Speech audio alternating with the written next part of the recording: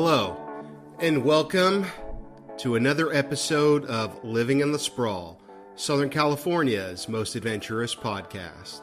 On this, our 9th episode, we're going to take a look at the authors, the writers, the scribes, the people who put pen to paper to best encapsulate this vast, sprawling region known as Southern California. Now, I want to be clear. I don't believe these to be the 10 best authors, the 10 most talented authors. What I wanted to do was assemble a group of writers that seemed to me to best exemplify the Southern California spirit. So, in terms of this being a meritocracy, it is just in a slightly different way than one might be accustomed to.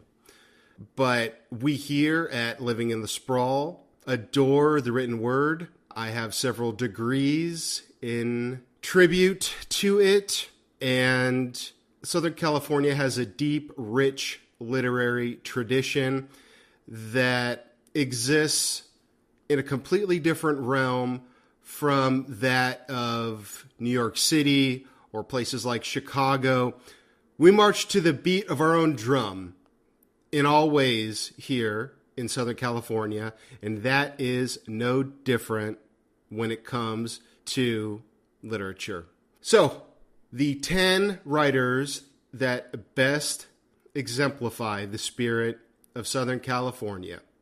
At number 10, we're going to begin with a gentleman whose literary gifts were so uniquely important to an area that they named it after him.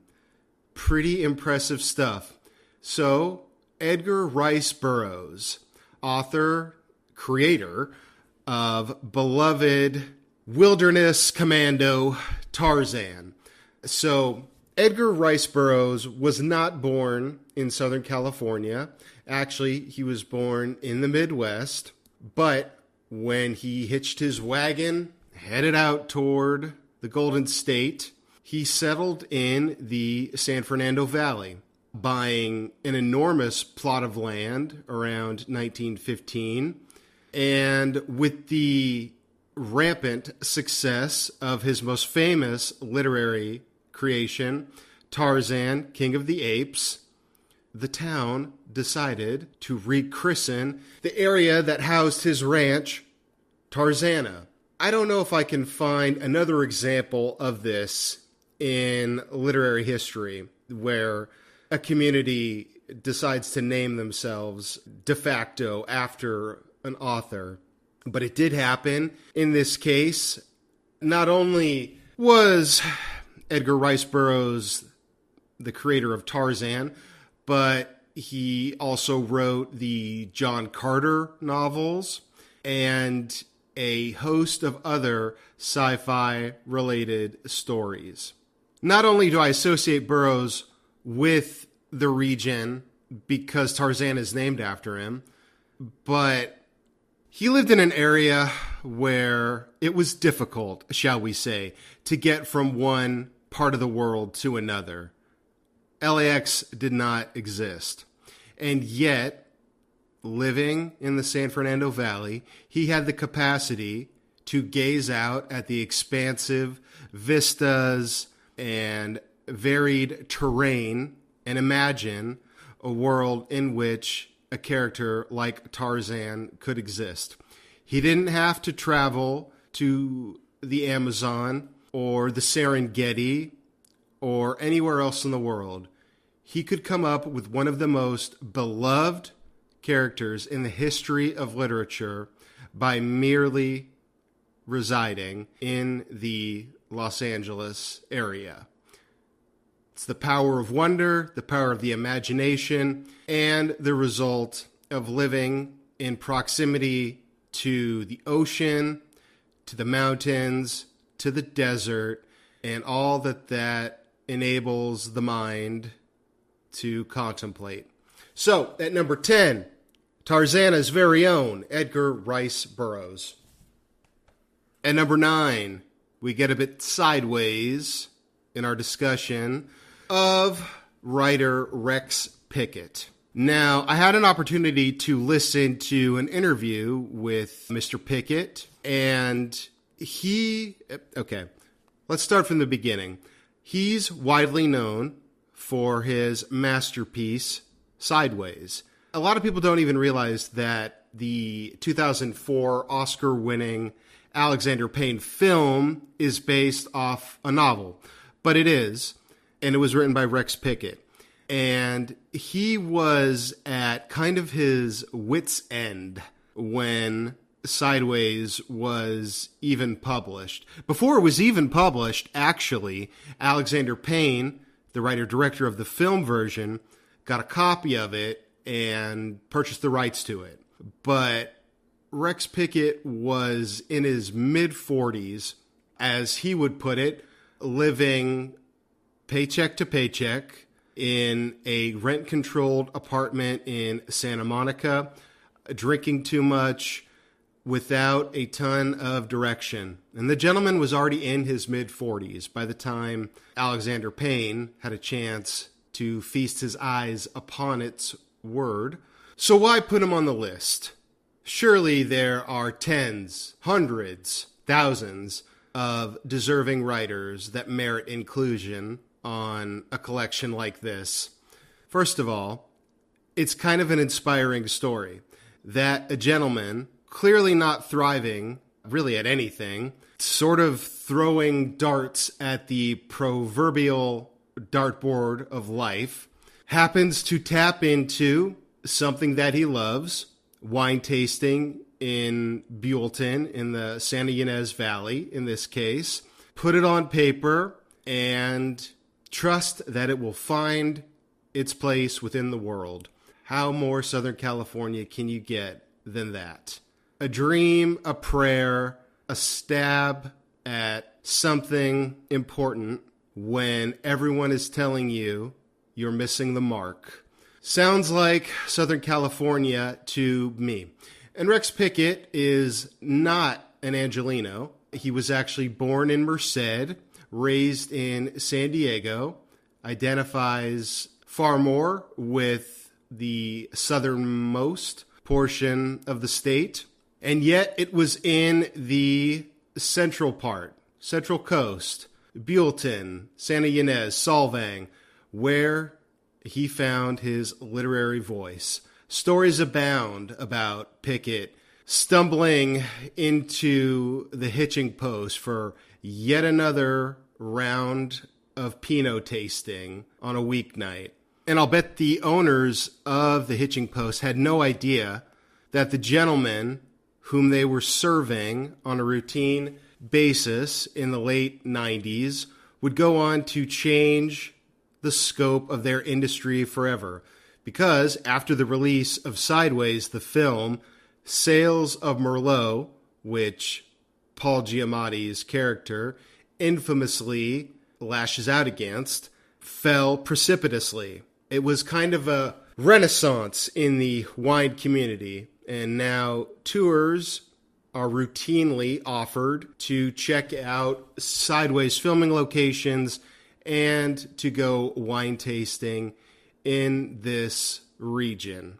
It's very rare that a gentleman sitting in a rent-controlled apartment on the west side of Los Angeles with few dollars to his name and no reputation to speak of can ultimately change an entire industry like Rex Pickett did with wine.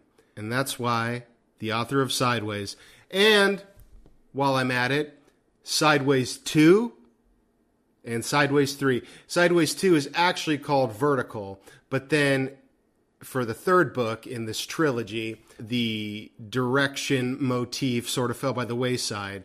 So the third book is just called Sideways 3 Chili. But the author of the Sideways trilogy, Rex Pickett, merits inclusion on this list. At number 8, we get into the noir genre. Raymond Chandler. And I found it interesting to note that Mr. Chandler is actually British/American and spent much of his childhood in Ireland and in England. That was not something that I would have ever assumed, having read Farewell, My Lovely, The Big Sleep, The Long Goodbye, and all of his other Philip Marlowe narratives. Just seems like a gentleman who probably would have grown up in the mid-cities area of Los Angeles and spent a couple nights a week at the King Eddie Saloon in the Skid Row portion of downtown. But alas, young Raymond Chandler was a European. But upon his move to the United States, I found this interesting too. Raymond Chandler had 2 different bouts with the Spanish flu.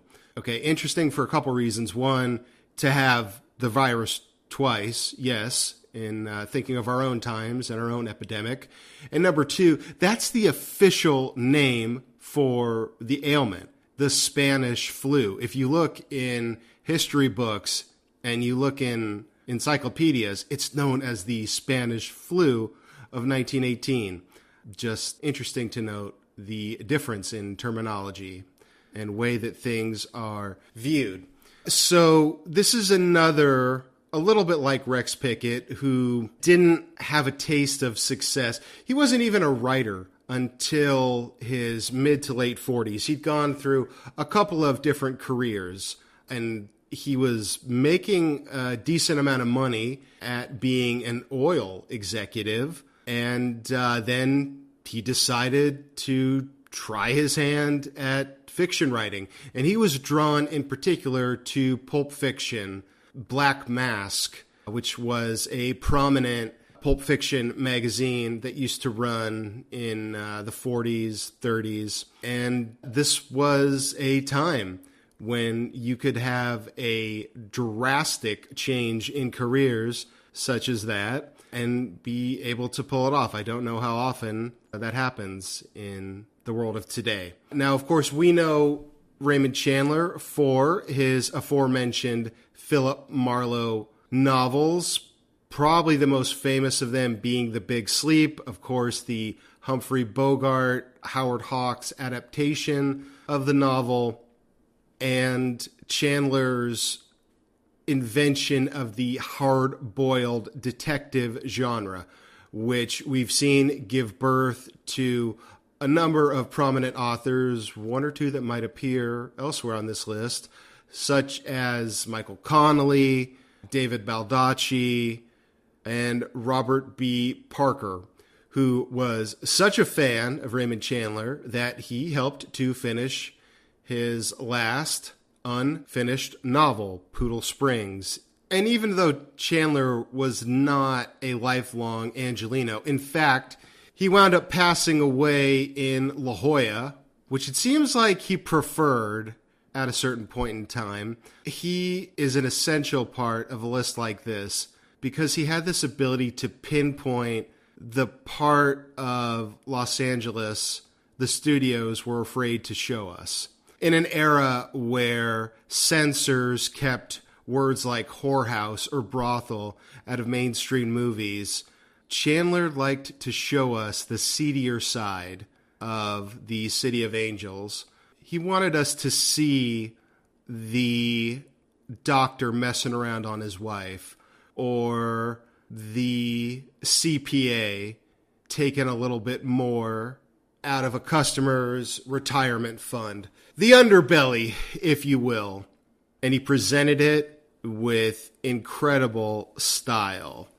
Philip Marlowe was a character for the ages, but he was a character that could have only existed in a place like Los Angeles, spending his nights finding the people who wanted to remain hidden, drinking martinis and bourbon on the rocks in seedy after-hours bars at the behest of the jilted lover.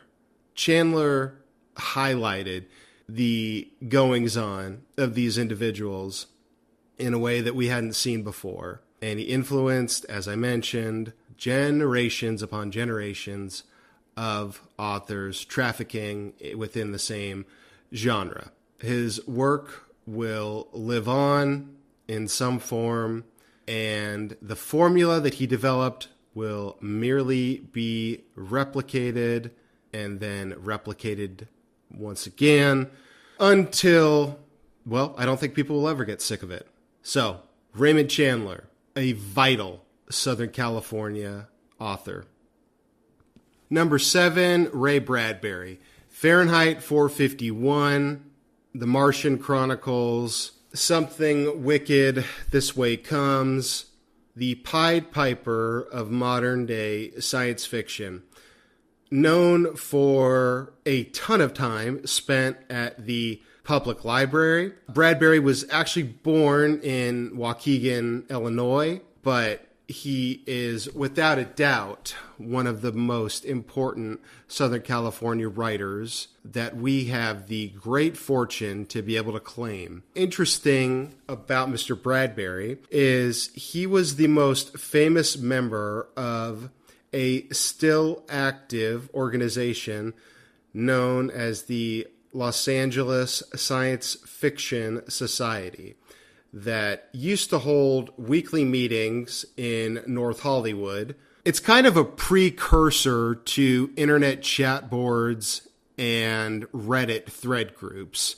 And Bradbury was a major proponent of discussing the work and having a meeting of the minds with other writers who were trying their hand out with science fiction. No idea was a bad idea. And much like the Inklings, which was a literary society that operated in England with members such as C.S. Lewis and J.R.R. Tolkien, the Los Angeles Sci-Fi Fiction Society was a place where ideas were the thing. Think of a writer's room without the awful Chinese takeout and hats covering male pattern baldness. And you've got the Science Fiction Society.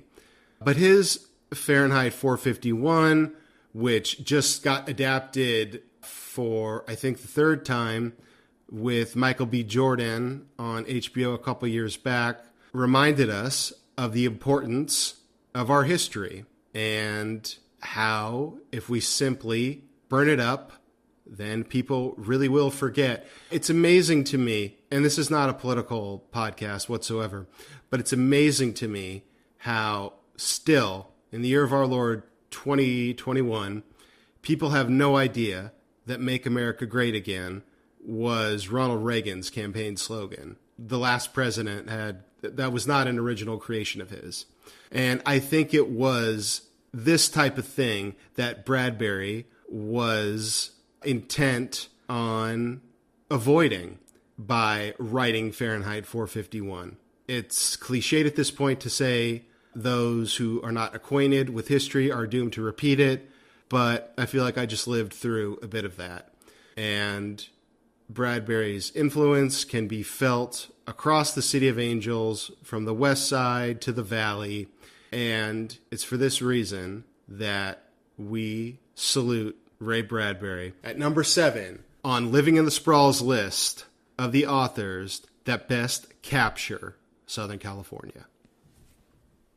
Number 6, Bret Easton Ellis, born and raised in the San Fernando Valley, and my lovely and talented fiance/producer just informed me that he went to a, quote, baller high school, Buckley, where Paul Thomas Anderson also went. He was one of my first serious literary obsessions, he being the boy wonder who, while a student at Bennington College in Vermont, had his first novel, Less Than Zero, published, and then pretty quickly turned into a film after that.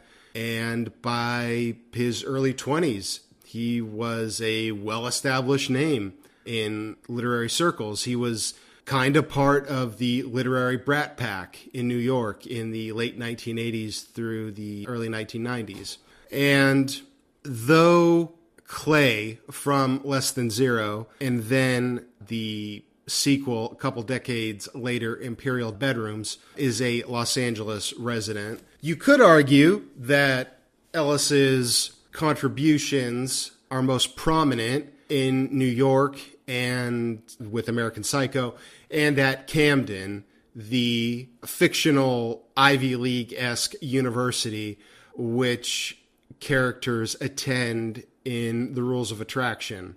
But when I think about Less Than Zero, and my mind flashes to a scene with Clay and his parents eating at Chasen's, a spago for its day, and the cocaine and the tennis and the rebellion against nothing, Ellis's writing grasps the era in which it was produced. The late 80s don't make a whole lot of sense in 2021. I remember listening to an episode of the podcast that he used to host where he was having a conversation with his millennial-aged partner who had just read Less Than Zero. And he was asking Bret, why are all the characters always so drunk? Why is everybody on cocaine? Why is everybody always messed up? And Bret's answer was simply, because that's how it was. People were like that.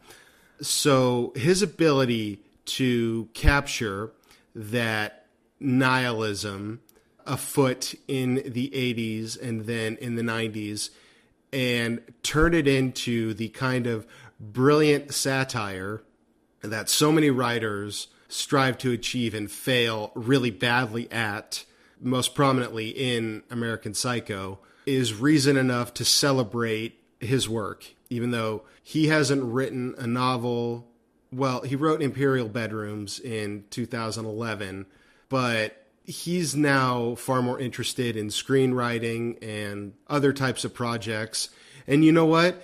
If your first novel was published at the age of 19 and you were a literary celebrity by the time you were 21, yeah, in your 50s, you might be bored with the novel format as well. But we treasure Bret Easton Ellis, his contributions to a certain moment, a certain time, and an era that no longer exists but once thrived. From Sherman Oaks to Westwood, Beverly Hills, and Tarzana, he wrote about all of it. And that's why Mr. Ellis sits squarely at number 6 on this list. At number 5, William Saroyan. I wanted to find an author who best captured the Central Valley, kind of the forgotten part of the state. And Salinas, Northern California, Monterey, being well beyond the bounds of our purview, Jon Steinberg, was not a consideration. So I thought about William Saroyan here, and the 1940 Pulitzer Prize winner for his play, The Time of Your Life, and his most successful novel is probably the human comedy. And though he is nowhere near as celebrated as somebody like a Ray Bradbury or a Raymond Chandler, I find his work to be emblematic of the Fresno, Bakersfield, Visalia kind of triumvirate of cities. That region often is overshadowed by more glamorous areas such as Los Angeles, San Diego, up north, San Francisco, Silicon Valley, etc. But when you look at a list of people from Fresno, which is where Saroyan is from, you will find yourself going, wow, I can't believe Sam Peckinpah is from Fresno. A really underappreciated part of Southern California. And in the human comedy, Saroyan's characters represent the region rather effectively. A couple years ago, Meg Ryan directed an adaptation of Saroyan's work with her feature film Ithaca. Tom Hanks has a minor role in the production, and I can't say that the whole thing evaluated collectively is an outright success, but you can see the seeds of Saroyan's kind of folksy yet deeply thoughtful approach at play in some of the characters. Saroyan famously got into a war of words with Ernest Hemingway, and I invite any and all of you to look up a specific quote that Hemingway said when asked about Saroyan's criticism. It is not to be missed, but I wanted someone who was overlooked in his lifetime, overlooked now in death, and an individual who represents an overlooked portion of Southern California, which is why I wanted to highlight William Saroyan on our list at number 5. Number 4, Sue Grafton, most famous for her alphabet novels, starting with A is for Alibi, and intended to culminate in Z is for Zero. Unfortunately, Sue Grafton wound up passing away in 2017 before that novel was ever completed. But she was a fixture on the New York Times bestseller list for decades with the alphabet novels and her protagonist, Kinsey Milhone, and the events that took place in a little town called Santa Teresa.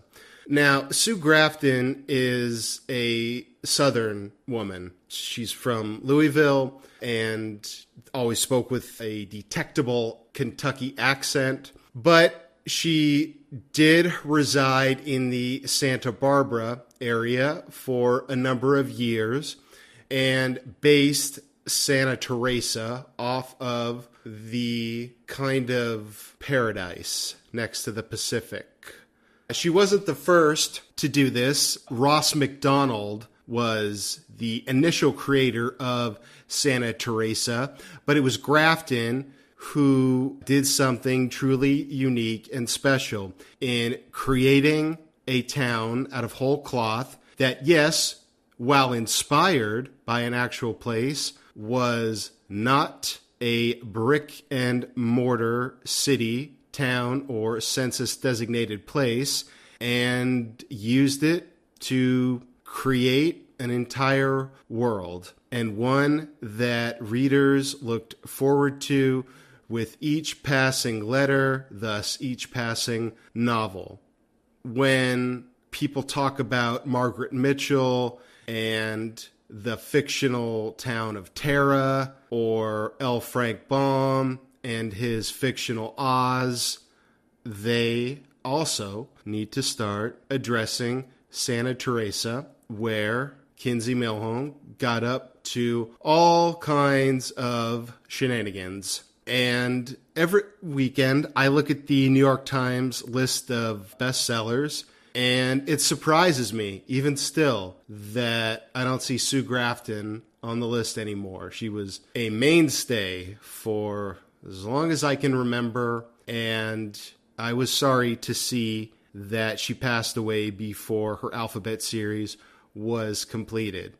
So, for her ability to come from Kentucky, embrace a completely new environment, and bring it to life in a way that kept readers coming back for more and more, I wanted to give some love to Sue Grafton, number 4 on our list today. And number 3, a bit of a left turn here as we salute the career of one Clive Cussler. Now, up until I began research for this particular episode, I had no idea that Clive Cussler was Californian. I just assumed that he probably lived and grew up in Hawaii. As it turns out, he actually grew up in Alhambra, one of the cities in the larger San Gabriel Valley, just a bit east of Los Angeles proper. And though from a literary perspective, he pales in comparison, well, to be honest with you, if we were ranking authors from talent and output, he would be last on this list. But every time I'm at a Hudson News at an airport, my eyes immediately find themselves drawn to Clive Cussler. He seems like the ultimate, I've got an hour to kill. Let me go to the Hudson News. What's new on the shelf? Okay, Clive Cussler, new Dirk Pitt novel. I've read one of them, did find it entertaining, and I was just astonished that this gentleman was from Southern California. So in the same way that Sue Grafton and Raymond Chandler, Rex Pickett, that some of these writers were able to maybe come from other parts of the state or outside of the state and make it their own and envision totally new realms and worlds inside of it. Clive Cussler may be the example of the opposite. Somebody whose work I could read for 1,000 years and never guess that he was from the Southern California area. And we want to pour out a shot of beer or a glass of wine as Clive Cussler died in 2020. So, to throw a bit of a curveball in here, and because I couldn't get over how I didn't know about this already, we have Clive Cussler, the Baron of Hudson News, number 3 on our list. Number 2, Walter Mosley. We spent some time discussing Raymond Chandler, detective fiction, noir, and then we got into a discussion about Sue Grafton, highlighting a specific character and enveloping them inside of a uniquely specific world. And for me, Walter Mosley is kind of the best of both worlds here.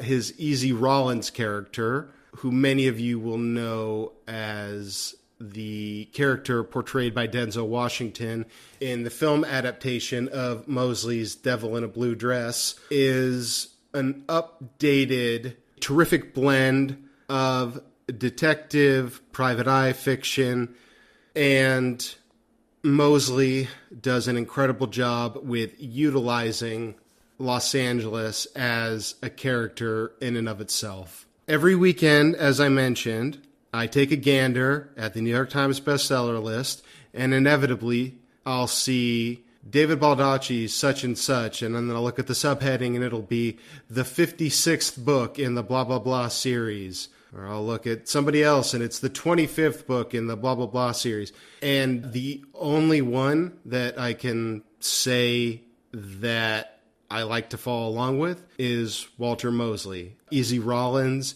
is one of the better literary creations of the past 75 years. A somewhat underappreciated author.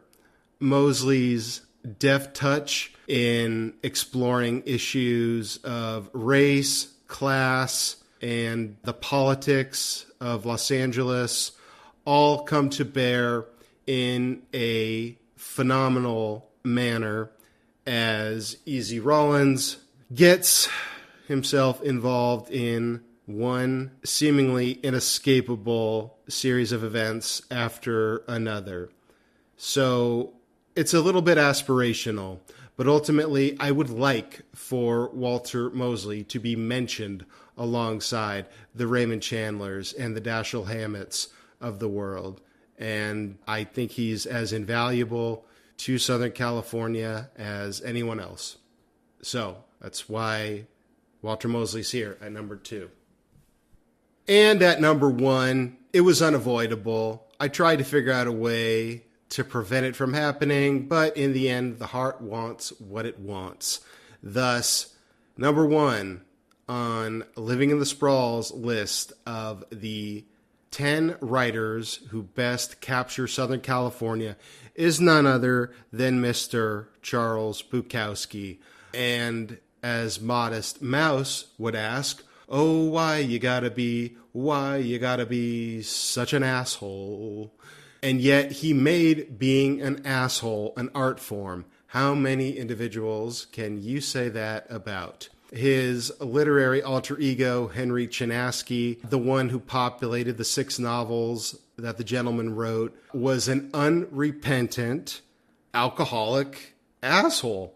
And yet, for some reason, there was enough humanity laden within his character to keep us reading despite his boorish, oftentimes awful behavior. He was being honest. He didn't try to portray himself as a saint or even as a good person. He was a gentleman that is claimed by almost every bar older than about 40 years in Los Angeles. They all say, oh, Bukowski used to come here. Bukowski, he used to drink at the Frolic Room and the King Eddie's Saloon and Barney's Beanery. And actually, his ghost apparently haunts Barney's Beanery, which I find interesting. And the Cock and Bull in Santa Monica. And you do wonder, like, how many lifetimes would he had to have lived in order to have been a regular at all these places? But then you sit back for a second and you go, okay, well, all right, he lived till the age of 74. He was probably drinking from about the age of 16 onward. So, yeah, if he went to, let's say, the King Eddie Saloon 10 times over the course of his life, you, I guess, could call him a regular. Thus, they do sort of have a claim to him. It's a very similar dilemma to that of Frank Sinatra in the way that restaurants and bars also claim that he was, quote-unquote, a regular at their establishment. But from his apartment on Delancre Avenue in East Hollywood, which is now officially titled Bukowski Court, he showed us the grotesque. Like my favorite author of all time, Flannery O'Connor, he took off the veil of human decency, showing us the ugliness of 1950s through 1970s, 80s Los Angeles. The dive bars that you wouldn't be caught dead in. Those were where he held court. His effect on Los Angeles cannot be understated. He's not the person that you gush about in quote-unquote polite society. But if you're being honest about the writer that made you laugh, that made you feel, that made you angry, that made you want to smack the shit out of him, well, then it was none other than Mr. Charles Bukowski. I highly recommend the documentary Born Into This. Listen, you don't have to be a great person to be a great artist. The two are not mutually exclusive. So, no, we're never canceling Charles Bukowski. And that's why he's number one on Living in the Sprawl's list of the 10 writers that best capture the essence of Southern California. And I say stay tuned for a part 2. I know there are not as many female authors as I would have liked to include on this list, and there is a reason for that. I don't want to double dip in episodes. So there's a couple of people that I have earmarked for other episodes, and we're definitely going to be doing a part 2 down the road because the area of literature in Southern California is extremely fertile, and there are plenty upon plenty upon plenty of worthy writers that we wish to celebrate. But that does it here for episode 9 of Living in the Sprawl, Southern California's most adventurous podcast. We want to thank everyone for their support. Again, remind you of the social media stuff. You can hit us up on Instagram at Living in the Sprawl Podcast. And please write to us questions, comments, concerns, suggestions for episodes that you would like to hear. Anything and everything is appreciated. And you can write us at livinginthesprawl@gmail.com.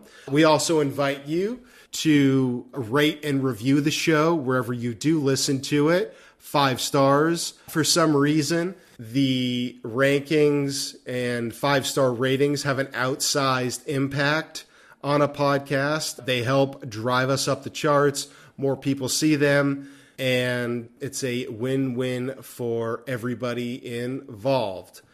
So, on behalf of me, your humble correspondent, my name is Jon Steinberg, sitting alongside my lovely, talented fiance/producer, Lisa Lowe. We want to thank you for listening to another episode of Living in the Sprawl, Southern California's most adventurous podcast.